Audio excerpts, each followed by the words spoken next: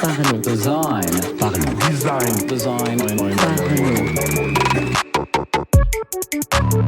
Salut, c'est Romain, bienvenue dans un nouvel épisode du podcast Parlons Design, dans lequel on va parler de psychologie en design, d'expérience utilisateur notamment.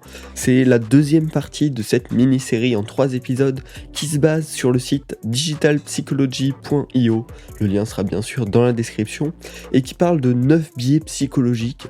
Dans cet épisode, on va décortiquer le 4e, le 5e et le 6e, car on a déjà vu les 3 premiers dans un premier épisode, mais vous n'avez pas besoin d'avoir vu le premier épisode pour suivre celui-ci, c'est totalement indépendant. Et donc ce qu'on va faire, c'est les étudier pour mieux les comprendre et trouver un petit peu comment les utiliser dans nos projets. Qu'est-ce que ça veut dire ? Parlons. Design. Parlons. Design. Donc le premier biais psychologique qu'on va voir, c'est le fait que l'être humain a besoin, a envie de terminer une action qu'il a déjà commencée. On n'aime pas les tâches qui sont pas finies, tu vois, les trucs qui sont laissés en plan au milieu. Globalement, on n'aime pas. On est motivé par le fait d'avoir terminé toutes nos tâches, d'avoir vidé tous les trucs qu'on avait à faire et de se sentir un peu tranquille. Et donc, pour décrire un petit peu ce fait, il y a une étude qui est présentée donc, sur le site Digital Psychology qui est assez intéressante. Donc c'était une landing page pour faire un don à une association. Et en gros, ils ont testé 3 versions. Une première où ils demandaient directement de l'argent. Donc là, dans ce cas-là, 3% des gens donnaient une certaine somme. Ensuite, un truc où en gros, il fallait choisir des objets qu'on allait acheter pour les gens. Donc on donnait de l'argent au final, mais c'était sous forme de donner tel objet à des personnes qui en ont besoin. Et une dernière qui était le survival kit. Donc en gros, on présentait ça comme un kit avec 5 objets, il me semble, si je me rappelle bien. Et tu devais en gros les sélectionner pour dire combien tu voulais donner à l'association. Et donc avec cette méthode, on est passé à 17% des gens qui choisissaient tous les objets du survival kit et qui du coup donnaient pas mal d'argent à l'association. Tout ça parce que quand on voyait le survival kit, les gens avaient globalement plus envie de donner tout le survival kit plutôt que de donner qu'une petite partie, ce qui donnerait justement ce sentiment de la tâche pas totalement accomplie. Et donc voilà, comment maintenant nous on peut l'utiliser ? Ça va être déjà en proposant un suivi de l'avancement quand il y a une tâche un peu complexe à faire par votre utilisateur. Il fait un achat, une inscription, il remplit un formulaire long, on va le tenir au courant de à quelle étape il en est, combien d'étapes il lui reste à faire et surtout combien d'étapes il a déjà réalisé. Est-ce qu'il a déjà fait 60% du taf et il lui reste plus grand chose à faire avant d'obtenir sa récompense plus ou moins ? Ou est-ce qu'il en est tout au début, il va falloir qu'il fasse beaucoup de choses. L'idée c'est de pas le laisser perdu, pas qu'il abandonne alors qu'il lui reste plus que quelques étapes, mais vraiment de le pousser, de le motiver à terminer. Ça va aussi être en passant par des compteurs de tâches restantes à faire. C'est utilisé à fond par les applications de mail, où tu as la petite bulle là, qui te dit combien de mails il te reste à lire sur l'application tant que tu les as pas lus, et qui va te pousser à aller les lire, à vider ta boîte mail pour enfin être un peu tranquille, quoi. Et d'ailleurs, c'est valorisé par certaines boîtes mail qui te mettent un petite animation inbox 0 quand ta boîte mail est vide pour te motiver justement à vider ta boîte mail, parce que déjà ça te détend, et si en plus l'appli te pousse à faire ça, c'est double bénéf, quoi.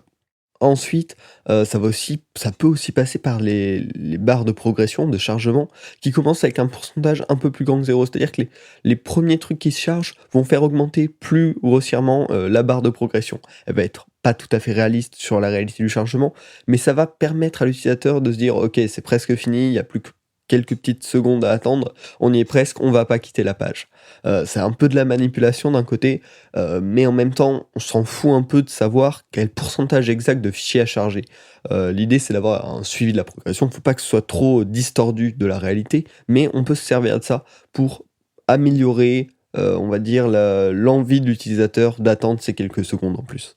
Et puis le dernier exemple que je voulais vous donner pour ça, qui est super intéressant, c'est de proposer un peu des missions à compléter à l'utilisateur, qui va lui permettre de réaliser des tâches normales, qui seraient normales pour votre application, mais de manière à ce que ça le valorise. C'est super bien fait par Dropbox, comme il le présente sur le site Digital Psychology, qui en fait va proposer en tutoriel un peu des missions à accomplir qui vont permettre à l'utilisateur de débloquer un petit peu plus de stockage à chaque fois qu'il les accomplit. Voilà, j'espère que tous ces exemples vont te donner des idées de comment l'implémenter dans tes prochains projets. Et puis on va passer au deuxième biais qui est la réciprocité.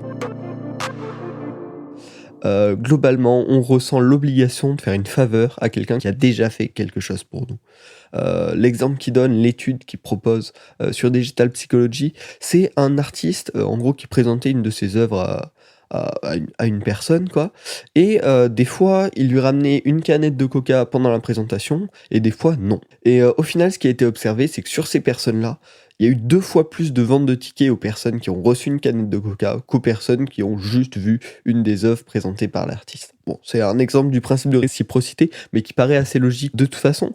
Et donc, comment est-ce qu'on peut utiliser ça dans nos interfaces? Ça va par exemple être de demander à l'utilisateur de mettre une note à votre application après qu'il ait passé un bon moment de succès, une réussite, voilà, quelque chose qui lui fait plaisir et qui montre qu'il est content de l'application. À ce moment-là, il est content du moins. Et donc, c'est à ce moment-là qu'on va lui demander de noter l'application parce que bien sûr, c'est dans notre intérêt d'avoir des bonnes notes. Ça peut être aussi, c'est pas faisable dans tous les cas, mais de casser l'anonymat. C'est-à-dire se montrer avant de demander les informations à l'utilisateur. Ça peut pas se faire sur les gros projets, mais sur plein de petits projets plutôt perso, on peut montrer qui on est. Et ça va permettre d'apporter cette crédibilité, ce lien plutôt cordial, plutôt que très professionnel, auquel l'utilisateur, du coup, va être confronté pas de la même manière. Il va plus avoir l'impression de s'adresser à une vraie personne, ce qui est le cas certainement. Si c'est un projet sur lequel vous pouvez dévoiler votre identité, c'est probablement que vous êtes seul ou peu nombreux, que c'est un petit projet, et donc casser l'anonymat, c'est toujours une bonne méthode, voilà, de donner quelque chose, donner de l'information. Comme ça, l'utilisateur se sentira plus apte à vous donner, ces informations à lui. Voilà. Ensuite, le dernier point, c'est d'offrir quelque chose, un bonus, un cadeau, une consultation si c'est possible, que ce soit digital ou physique, un petit cadeau à l'utilisateur qui va créer un lien en fait entre lui et votre service.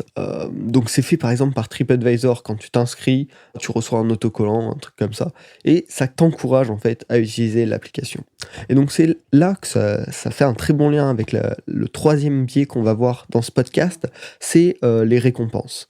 Une récompense, ça envoie de la dopamine chez l'utilisateur, ça encourage notre cerveau à se rappeler du moment, et en plus ça détend l'être humain de recevoir de la dopamine, enfin de générer de la dopamine.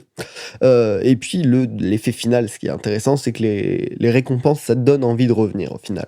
Il en existe 2 types, les récompenses fixes et les récompenses variables. Par exemple, une récompense fixe, c'est une récompense qu'on va avoir à chaque fois qu'on fait ça. Et une récompense variable, ça va être une récompense qu'on peut avoir à chaque fois qu'on fait telle action. Donc pour implémenter ça, ça peut être tout simplement un système de points, de scores, de niveaux, des trophées. Bon, ça c'est assez général. On peut faire des déblocages spéciaux, c'est-à-dire que si on fait telle et telle action, qu'on atteint tel niveau, on va débloquer une feature spéciale ou l'accès à la bêta de l'application pour mettre en avant les utilisateurs très actifs par exemple. Ça peut être aussi les réactions sociales. En fait, c'est un système de récompense entre utilisateurs. Un like, un commentaire, un partage. L'utilisateur qui a été partagé, liké, commenté va le voir, ça va générer de la dopamine et c'est comme ça que fonctionnent bien sûr tous les réseaux sociaux, Facebook, Instagram. Et c'est ça qui génère un peu en tout cas en partie, le phénomène d'addiction qui se produit avec les réseaux sociaux, c'est toutes ces réactions sociales, donc faut pas s'en priver dans son application. Bien sûr, si c'est utile, c'est pas la peine de rajouter du social si ce n'est pas du tout le but, mais c'est une très bonne utilisation, voilà, de ce biais psychologique, de l'appel, de l'envie de la récompense, et ça peut également passer par du parrainage d'amis. Tu invites quelqu'un à rejoindre l'application, donc tu reçois quelque chose, et bien sûr ça te motive à le faire.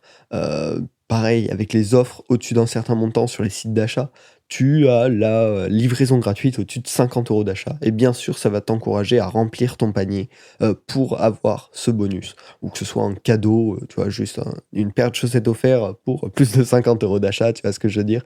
Et ça va te motiver, ça va te donner envie de récupérer cette récompense, même si tu en as pas forcément besoin, ou ça va pas forcément te faire économiser d'argent vu que tu en auras utilisé plus que tu avais prévu. Donc tout ce système de récompense, c'est bien sûr à intégrer pour faire revenir les utilisateurs, pour augmenter voilà, le taux de retour. C'est super intéressant. J'espère que tous ces biais psychologiques à utiliser dans tes interfaces t'aura plu. N'hésite pas, maintenant que tu les connais, à les appliquer au mieux pour motiver tes utilisateurs. Et puis on se retrouve la semaine prochaine pour un nouvel épisode du podcast Parlons Design. N'hésite pas à laisser une note sur la plateforme que tu utilises, tout simplement, un petit 5 étoiles et un commentaire, ce serait génial. Et puis à t'abonner si ce n'est pas déjà fait. On se retrouve la semaine prochaine. Salut!